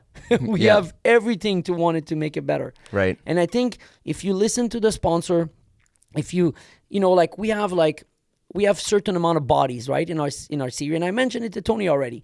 We have certain amount of bodies. I said, where are all the other bodies? Nissan, Kia, Hyundai, Toyota. Manufacturers, yeah. Just build those bodies, okay, and put them out there. You register for NASCAR Canada. These are the bodies that are available. You pick one. Yep. So at the end of the day, you might have like few manufacturers, few dealers, few drivers, few teams that have like these connection, right? And they're gonna improve the visibility. Network's gonna go up. More people are gonna talk about it. More fans that are like probably fans of, you know, Toyota and Kia and Hyundai, and all of a sudden, other people are gonna talk about you. Did you invest a little bit of money to make it happen? Yes. But did you invest a ton of marketing dollar? No. Use other people to do it for you. Sometimes there's a ton of regulations, right? There was a day I was involved in something in NASCAR that it was a wake-up call at the beginning, right?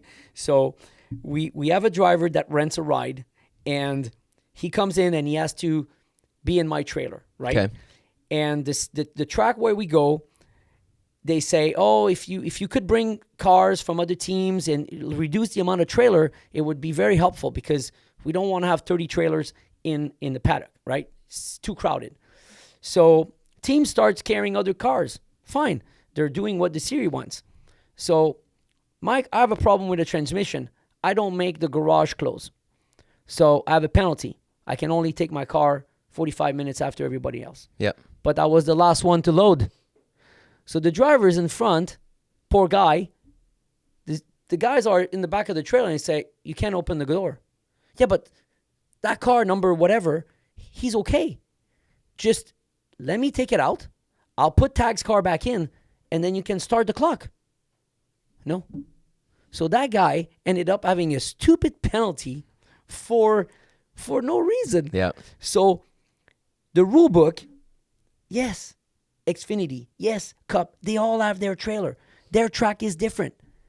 We're different. Yeah. Right? So change, right? I mean, so many times I had some discussion. We go race and we're in a street course. Qualifying happens. We go out. I mean, you're very strong in Mosport. You go out, 2 laps, you park it. Yeah. There's still 8 minutes to go. We're waiting. Nobody's announcing anything. There's maybe one car on track. Right, and he has because no it's a chance. 20-minute qualifying session. Everyone only does 2 laps anyways, and then we sit there for 18 and minutes. we don't know who's on the pole. Right. There's no action. Yeah. So I said, why don't we put the car in the pit lane stagger, right, by group, but when the 10 minutes start, you do whatever you want. Right. You go on track, you qualify when you want, and you come in, and once you come in, it's game over. So you could leave it 2 minutes to go, 5 minutes to go, 7 minutes to go. You decide. Make it exciting. Make it exciting, right? For the fans. So the commentator will say, oh, this guy, maybe he's going to... Make it exciting, right? Well, comments that I got is, well, maybe it's difficult. You're going to get in the way of other people. You know, if we all make you go out like sheeps, you know, following each other is good. What? I mean, just get out of the way. Yeah. I mean, in Mosport, anyway, when you cross the line with the concept that we do have, and you decide to lift after your 2 laps, you still have to go from the start-finish line all the way to the pit lane. Yeah. So if the guy behind you decides to do a 3rd lap, you're going to be in his way. What counts? Courtesy. Mm-hmm. Just get out of people's way. Formula 1 does it. Everybody does it.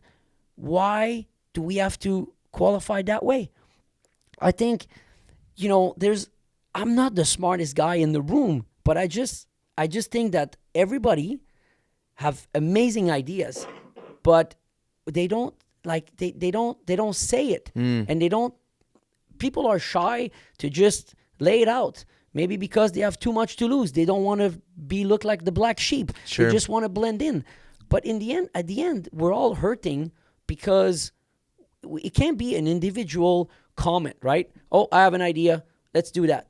Oh, no, he's biased. No, like everybody wants better. How can we do better? Let's start it to be as a group. Right. You know? So do you think we need an off-season driver organization where we, you know, come up with a list of things that maybe we want? You know, is that something that you learned from IndyCar as far as, you know, having that driver communication and driver, you know, almost union? 100%. Like, I mean, committee is important. I think sponsor need to have a voice. I think sometimes even do sponsorship summit, so where everybody could basically get with each other and make comments. To see if there's synergies. Yeah. Yeah. Driver and team owner. I mean, team owner, there's a ton of things. Like, you know, technically speaking, you know, this year we went through a bit of a fiasco at some point during the season. It was like chaos. I mean, it could have been avoided, you know, easily. I mean, nobody really understood. I mean, I had some friends that were ready to go race in Three Rivers, and they owned McCall cars, and they said, well, we raced before, but now our car is no legal. Now we have to spend $10,000 to get it changed. I said, yeah, unfortunately, well, we're not going to do it. So they didn't show up in Three River. Yeah. They didn't show up in Toronto, right? So there's you know, like, there's way smarter people than us, but us, we're like just in the middle of it. So we hear everybody. We hear the team owners. We hear the fabricators, the manufacturers. We hear the sponsor. And then we make comments, right? Hey, by the way, did you hear this? Oh, by the way, you think that? But I think if you're doing it in a more structured way, I think we can make some change way quicker, because there is some organization that are way bigger than us and they can move on their feet quick. So why can we not? I mean, we're way smaller and it's a lot easier to move. I mean, and sometimes there's people that have tremendous idea and it costs $0 to make. It's just accepting that we're going to go in the right direction, right? And then try, be open mind, be flexible. You know, who knows what it's going to do? Some things will bring something else. Yep. And then all of a sudden, in 3-4 years from now, you'll see it will be a totally different ball game. But we need to start somewhere.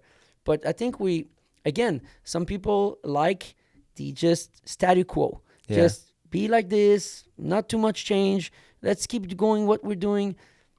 I'm not like that. You know, I have a fire inside of me. Like, I want to see NASCAR Canada be the best series in Canada, where when you race go-karts, you say, oh, I want to be a NASCAR driver. I can make money. Yep. I want to go race against these guys. I want to battle. I want to challenge myself. And there's a possibility for me to earn money because I can find sponsorship. Everybody wants to go there, right? We can be that. I promise you, from comments that I'm hearing. But we're not there. And the only reason why I can tell you that we're not there is because I cannot find sponsorship if I'm not driving. Right. The day that we achieve that, we're golden. So is that your future plans? Like, when do you see yourself retiring from racing, if ever? Well, I would like to, the series that I've been investing so much money into it with the sponsor and putting so much effort into it as well, like time-wise, you know? I mean, sometimes I fly weeks in advance to races to do PR, promotion, radio shows, TV shows, all that personally, right? I went to Edmonton this year, do a little Western tour. Nobody asked me. I'm doing it on my own. But I'm trying to do something, right? And I think if I can contribute, if I can achieve getting the series with some help in a position where we would be able to raise sponsorship and say we raise sponsorship on a car, on an entity with a team because of the series, not because of who's behind the wheel, right? Then I will retire peacefully, but I will retire more happy if I can get there. Just because I'm like that crazy where I have this fire in me that is basically burning, and I've been talking with many team owners and many people in the series, and I say we could get there. How can we get there, right? Yeah. And unless I have that sort of happiness happen, then it's almost if I failed something, right? So answer your question, when that happened, maybe the retirement would happen.